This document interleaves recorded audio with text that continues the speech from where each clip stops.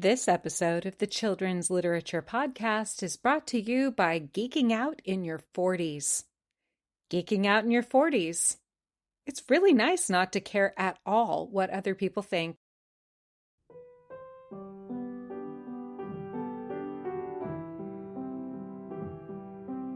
Welcome to the Children's Literature Podcast. I'm your host, TQ Townsend. This episode is about Snow White drama.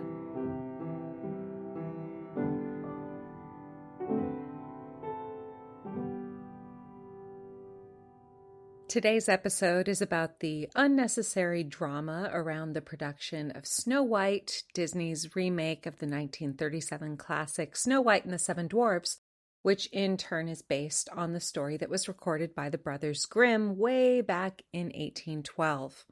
Before we get to that, I have some show business. First, I've finally caved and joined X, formerly known as Twitter.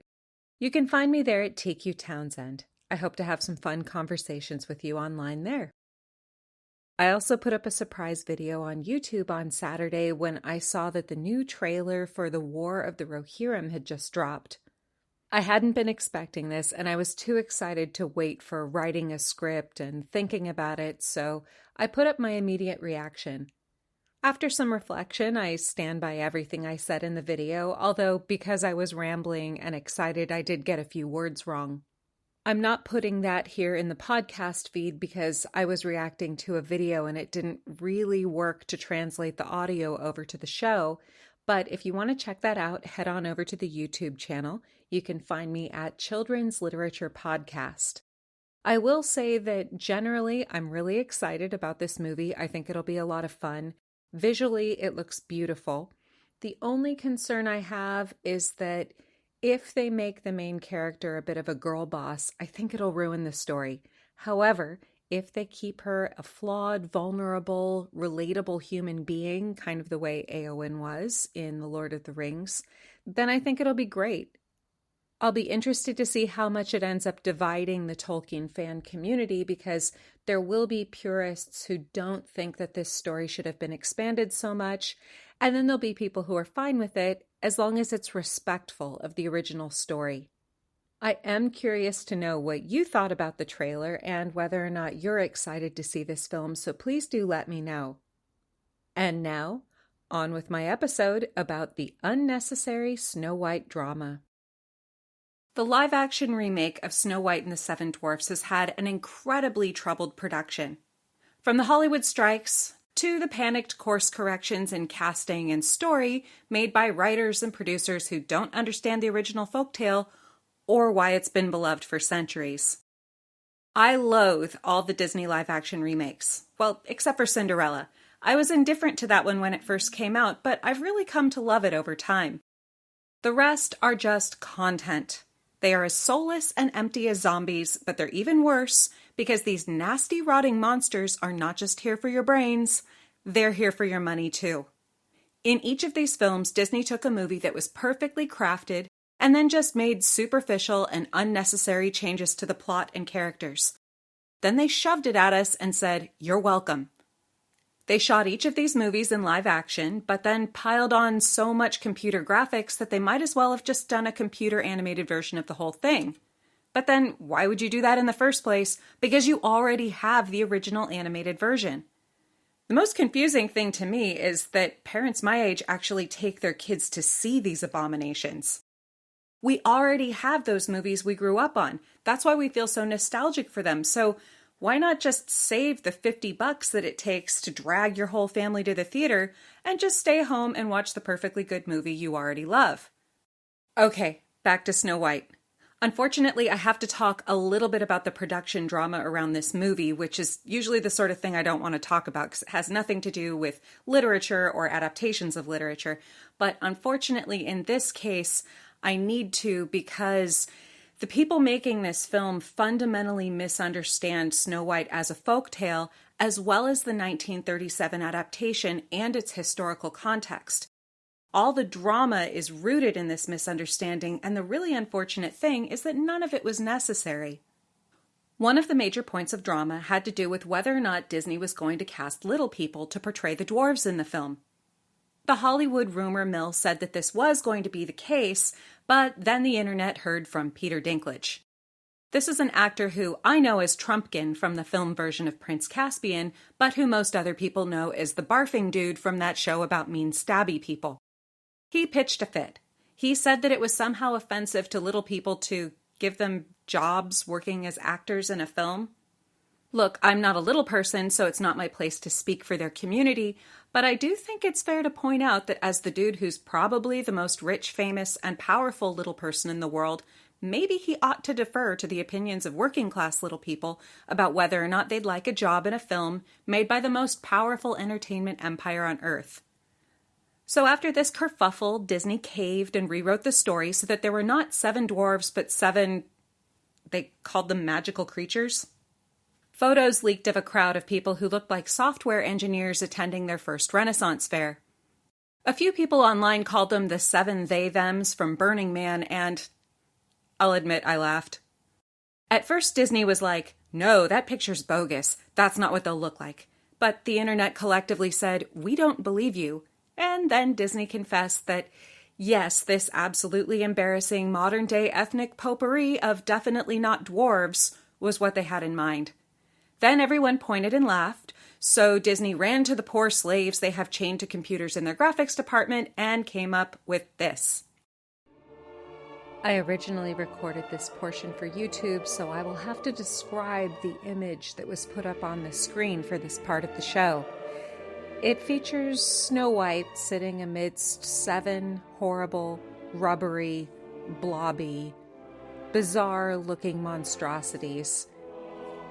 It is shocking that they came up with something this dead-eyed and creepy, given that they could have just run this through AI and come up with something that was marginally less horrible. I don't blame the computer engineers because they probably had about 5 minutes to work on this before the panicked producers demanded something that they could shove out the door.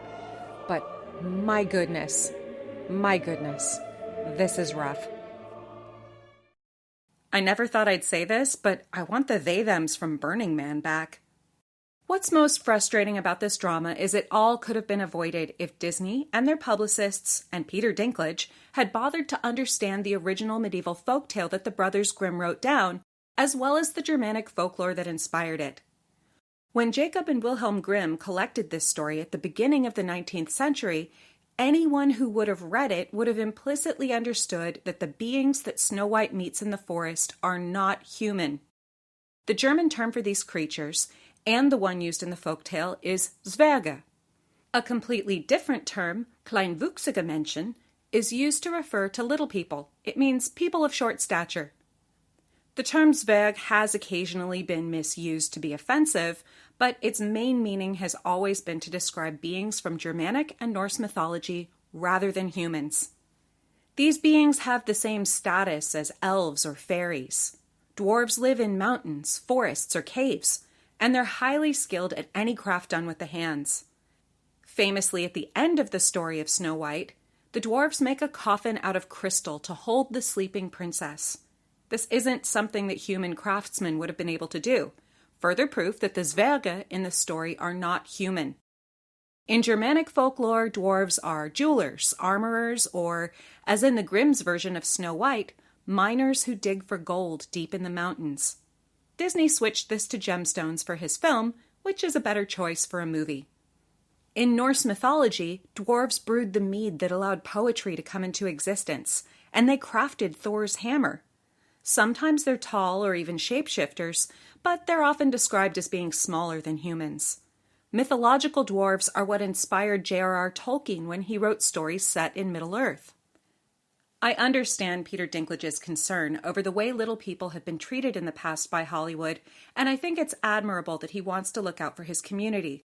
But unfortunately in this case, he was wrong in his understanding. I won't repeat his comments in full because there's a bunch of potty words and this is a family-friendly show, but he was basically complaining that it's the modern day and why are we still portraying little people as living in caves? I've never heard of that stereotype in general, and in this particular case it's wrong because Snow White's dwarves live in a very nice house. They just work in caves because they dig for gold and that's how geology works? Also, Germanic dwarves have always been portrayed as beings of great intelligence and legendary skill. They often look down on mere mortals. They have individual personalities and are never portrayed as all being the same. The dwarves in Snow White are clever, hardworking, kind, loyal, caring, and friendly. I'm struggling to see how it would be an insult to ask any actor to portray that. The other bit of production drama around the Snow White remake came when lead actress Rachel Zegler had a cringy red carpet interview in which she said, "You know, the original cartoon came out in 1937, and very evidently so. There's a big focus on her love story with a guy who literally stalks her." Yeah. Weird. Super weird. So we didn't do that this time. So no.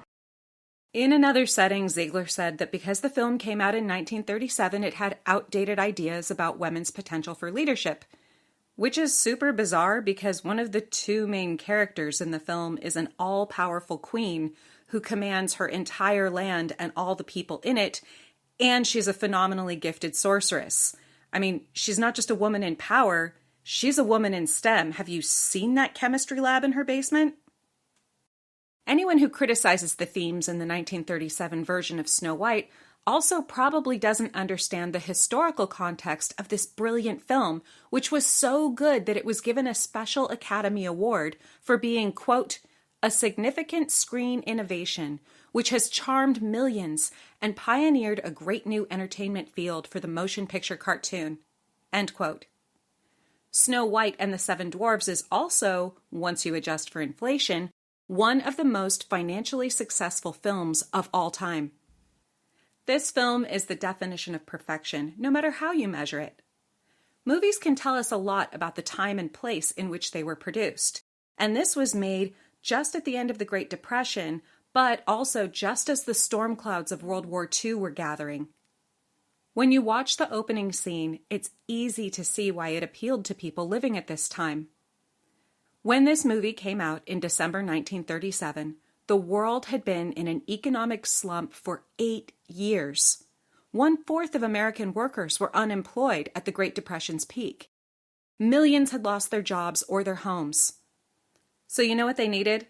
They needed a nice time at the movies. There's lots of talk about how people need to see themselves represented on screen, and guess what? That also applied to people from the past. At the beginning, Snow White is in rags.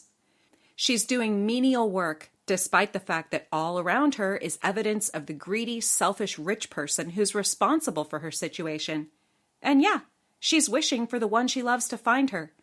That's something most young people can relate to, even in our modern day, as evidenced by literally all pop songs. When the prince shows up, he isn't stalking her, as Rachel Zegler incorrectly assumed. It's clear that she's delighted to see him, but she's also embarrassed about her raggedy appearance. That is an emotion that a lot of people would have related to during the Great Depression. This is a time when people famously tucked bits of cardboard into their shoes when the soles wore out, or they turned their coats inside out when the lining looked better than the outside. But you know what? The prince doesn't care about any of that. He's able to look past the raggedy clothes and the poverty, and he has one song, only for her. Try to imagine what that must have felt like to the people watching this film when it first came out. Snow White becomes even more inspiring because after she gets let go from her job in the most aggressive way possible, and she finds herself a homeless hobo, she's able to pick herself up and start over. In 1937, a lot of Americans would have loved to be able to whistle while they worked, but they couldn't because there weren't any jobs. They would have loved to happily sing, hi ho, it's home from work I go, instead of, oh no, it's home from the soup kitchen I go. So yeah, this film is from 1937, and very evidently so. And its themes of optimism, resilience, and confidence would have a lot to teach those kids on TikTok boo-hooing about how hard it is to work at Starbucks. I won't go into Ziegler's outspoken politics other than to say they have probably switched off a lot of potential paying customers. I also won't talk about how bad this movie looks, other than to say that CGI Bambi is pure nightmare fuel. This movie has gone through more destabilizing changes than a game of Jenga, and it's probably doomed. They're promising a March 2025 release date, but I think Disney would have been better off just quietly canceling it or dumping it on their streaming service on Super Bowl weekend when nobody would pay any attention to how poorly it did. I'm not terribly excited about seeing this movie, but I will watch it when it comes out because I should see if I was right or wrong in my predictions, and unlike a Hollywood publicist, I'm happy to admit when I've been wrong. But what about you? Are you excited to see this film? Are you just kind of depressed by yet another bit of content on the Disney conveyor belt? Will you take your kids to see it? Let me know. You've been listening to the Children's Literature Podcast. Please subscribe and give the show a rating. Send comments to letters@children'sliteraturepodcast.com. I'm your host, TQ Townsend. Thanks for listening.